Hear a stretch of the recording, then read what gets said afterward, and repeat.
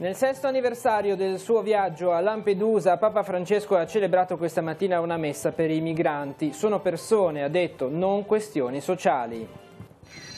La missione della Chiesa è annuncio e testimonianza. Le parole del Papa all'Angelus. Da Francesco la preghiera per le vittime dell'attacco aereo ad un centro di detenzione in Libia. Lo scioglimento del voto ha radunato la comunità rapallese al santuario di Nostra Signora di Montallegro. Monsignor Tanasini ha invitato a non essere solo discepoli che ascoltano e ricevono, ma anche portatori della parola di Cristo. Ancora una vittoria del Gozzo di Sestri Levante alla terza prova del 60° Palio Marinaro del Tigullio, andata in scena nella Baia delle Favole a Sestri Levante. Domenica 21 luglio a Chiavari la finale e la rievocazione storica. Buongiorno ai telespettatori di Tigullio oggi. Papa Francesco nell'omelia della messa celebrata questa mattina per il sesto anniversario della sua visita a Lampedusa ha sottolineato che i migranti sono il simbolo di tutti gli scartati della società globalizzata e ha ricordato che chi scappa dal proprio paese è innanzitutto una persona, non una questione sociale. Solo alcuni degli ultimi che Gesù ci chiede di amare e rialzare è stata la riflessione di Francesco. Sentiamo. Papa Francesco ha celebrato questa mattina alla Santa Messa nella Basilica Vaticana la presenza di 250 persone fra migranti e operatori in occasione del sesto anniversario della sua visita a Lampedusa, meta del suo primo viaggio pastorale. Facendo riferimento alla liturgia del giorno, Francesco ha ricordato che Gesù rivela ai suoi discepoli la necessità di una opzione preferenziale per gli ultimi, che devono essere messi al primo posto nell'esercizio della carità. Il pensiero del Papa dunque è andato agli ultimi di oggi. Sono gli ultimi ingannati e abbandonati a morire nel deserto. Sono gli ultimi torturati, abusati e violentati nei campi di detenzione. Sono gli ultimi che sfidano le onde di un mare impietoso. Sono gli ultimi lasciati in campi di un'accoglienza troppo lunga per essere chiamata temporanea. Essi sono solo alcuni degli ultimi che Gesù ci chiede di amare e rialzare. Purtroppo le periferie essenziali delle nostre città sono densamente popolate di persone scartate, emarginate, oppresse, discriminate, abusate, sfruttate, abbandonate, povere e sofferenti. Sono persone, non si tratta solo di questioni sociali o migratorie, non si tratta solo di migranti, nel duplice senso che i migranti sono prima di tutto persone umane e che oggi sono il simbolo di tutti gli scartati della società globalizzata. Si tratta, fratelli e sorelle, di una grande responsabilità, dalla quale nessuno si può esimere se vogliamo portare a compimento la missione di salvezza e liberazione alla quale il Signore stesso ci ha chiamato a collaborare. E Francesco all'Angelus ha esortato a pregare con cuore aperto affinché il Signore mandi missionari nel mondo. La missione dei discepoli di Cristo, ha sottolineato, è di annunciare a tutti che Dio ci ama e ci vuole salvare. L'invio da parte di Gesù di 72 discepoli in aggiunta ai 12 apostoli prefigura la missione della Chiesa di annunciare il Vangelo a tutte le genti. All'Angelus Papa Francesco ha legato la pagina evangelica alla preghiera affinché Dio Padre mandi operai a lavorare nel suo campo, che è il mondo. La preghiera, ha spiegato, non deve essere limitata alle nostre necessità.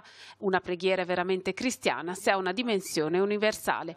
La missione è itinerante, richiede distacco e povertà, ha aggiunto Francesco, porta pace e guarigione, che sono segni della vicinanza di Dio, non è proselitismo ma annuncio e testimonianza. Questa richiesta di Gesù è sempre valida. Sempre dobbiamo pregare il padrone della messe, cioè Dio Padre, perché mandi operai a lavorare nel suo campo che è il mondo. Dopo la recita dell'Angelus, Papa Francesco ha infine invitato fedeli e pellegrini a pregare per le persone uccise o ferite in seguito all'attacco aereo che ha colpito nei giorni scorsi un centro di detenzione di migranti in Libia. Il pontefice ha anche ricordato tutte le vittime delle stragi recentemente avvenute in Afghanistan, Mali, Burkina Faso e Niger. La comunità internazionale non può tollerare fatti così gravi. Prego per le vittime. Il Dio della pace accolga i defunti presso di sé e sostenga i feriti. Auspico che siano organizzati in modo esteso e concertato i corridoi umanitari per i migranti più bisognosi. Ricordo anche tutte le vittime delle stragi che recentemente sono state compiute in Afghanistan, Mali, Burkina Faso e Niger.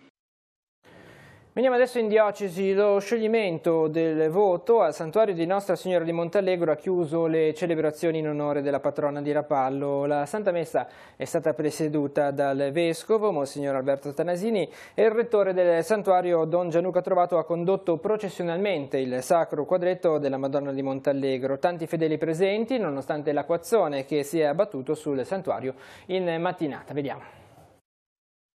Non possiamo essere una Chiesa pigra, ferma, bloccata. Il Papa Francesco in fondo riprende l'invio di Gesù dicendo che chiede una Chiesa missionaria, una Chiesa che annunci, una Chiesa che viva il Vangelo, una Chiesa che si scuota. Gesù ci chiede di non essere solamente discepoli che ricevono e che ascoltano la parola, ma anche dei portatori di ciò che Lui ci ha dato. Se riceviamo l'annuncio del Regno, dobbiamo essere noi stessi in prima linea a portare questo messaggio.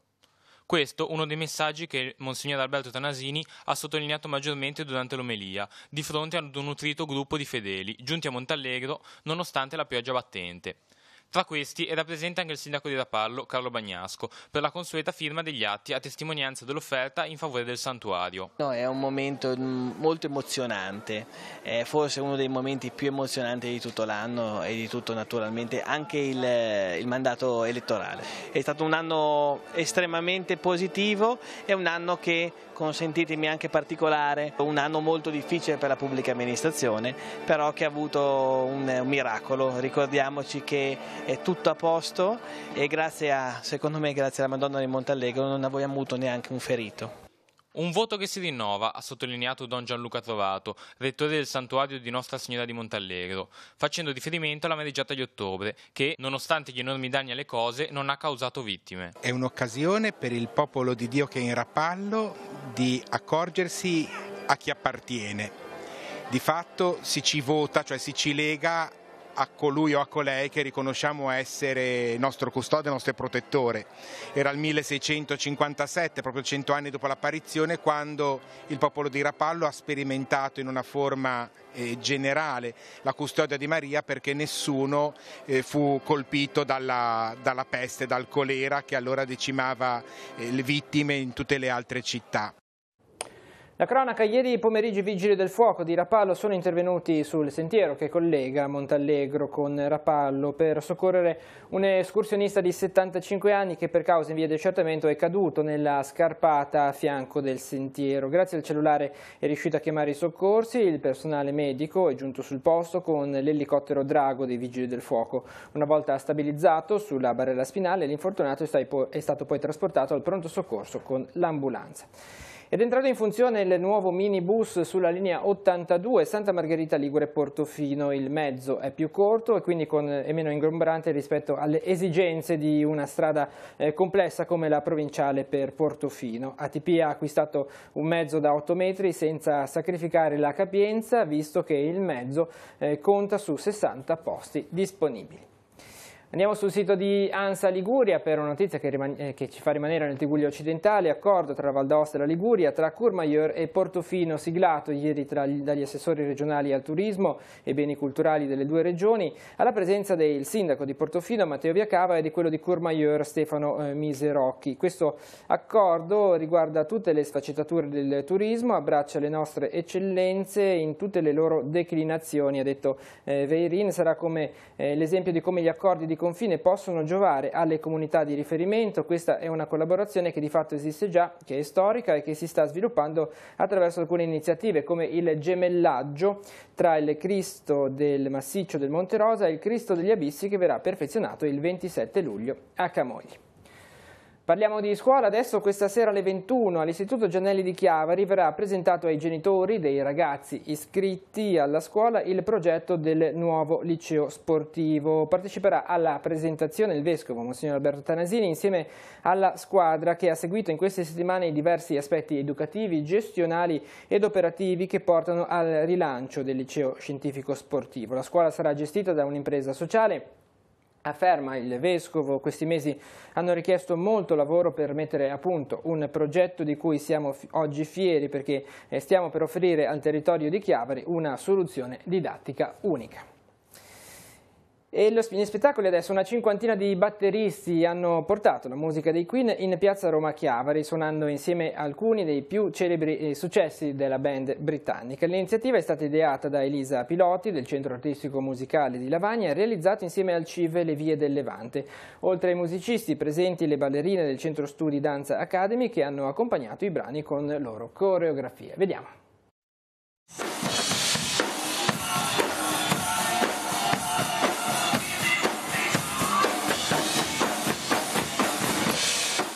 Un'orchestra di batteristi di ogni età per omaggiare una band culto come i Queen e portare la musica tra le persone.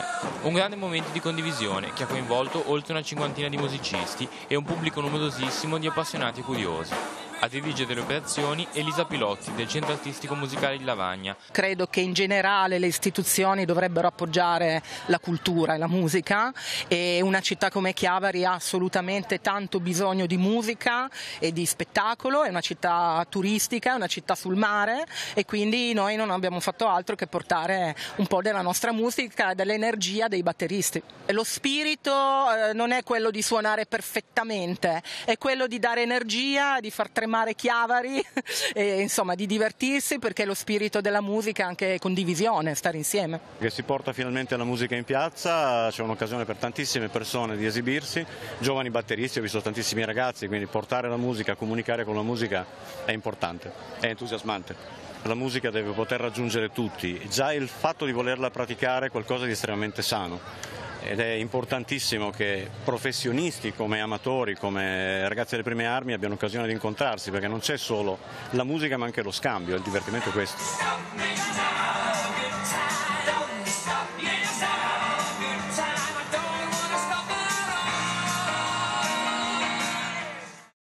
Stiamo a parlare di musica. Il Festival Internazionale Rhapsody in Blues, giunto quest'anno alla 13ª edizione, inizia la stagione con il concerto di James Thompson, cantante sassofonista e polistrumentista che si divide fra Europa e Stati Uniti. Accompagnato dalla sua band, si esibirà questa sera a partire dalle 21:30 a San Michele di Pagano. E saranno 6 le serate di spettacolo, dibattiti ed incontri organizzate dalla Tigugliana con la partecipazione e la collaborazione del comune di Rapallo. La rassegna inizierà domani sera, martedì, a partire dalle 21:15 sul piazzale di Villa Porticciolo. Nel corso delle 6 serate si alterneranno 33 ospiti tra scrittori, giornalisti, artisti e cantanti. Si inizierà con un appuntamento all'insegna del giallo e del noir con la partecipazione di Maria Masella, Bruno Morchio, Ludovico Paganelli, Marinella Gagliardi e Carlo Lucardi. Linea adesso alla rassegna stampa, vediamo i titoli dei giornali in edicola quest'oggi, ci rivediamo dopo per altri aggiornamenti e le notizie di sport.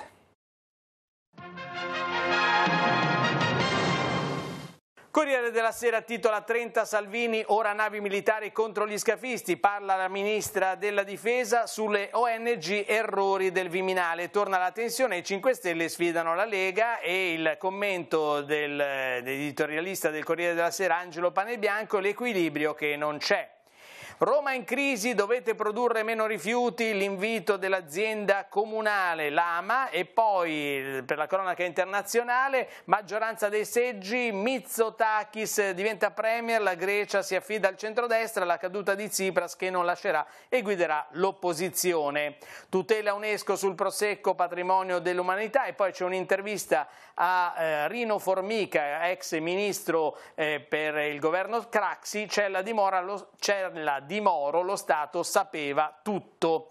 Grandi scafi, nuovo rischio per Venezia, un'imbarcazione sbanda vicino a Piazza San Marco, vediamo nelle pagine interne del Corriere della Sera, sbanda una nave da crociera contro appunto quasi il molo, scontro sfiorato vicino a San Marco, paura a un mese dall'incidente, sotto accusa il via libera alla navigazione con il nubifragio che si è abbattuto ieri e il precedente risaliva al 2 giugno scorso. Ma andiamo sul Secolo XIX che titola Movimento 5 Stelle all'attacco di Salvini, troppo duro sui migranti, decreto sicurezza adesso a rischio. Il grillino di Stefano dice di Salvini è un Higuain fuori forma, la Lega pazienza ormai al limite. Il commento di Domenico Quirico, ma per i profughi i confini sono trasparenti. Il futuro di Forza Italia, Totti respinge le accuse, ora non mi fermo più. 2 magnati russi lanciano invece la sfida sulla produzione di navi da crociera, presi i cantieri di Helsinki.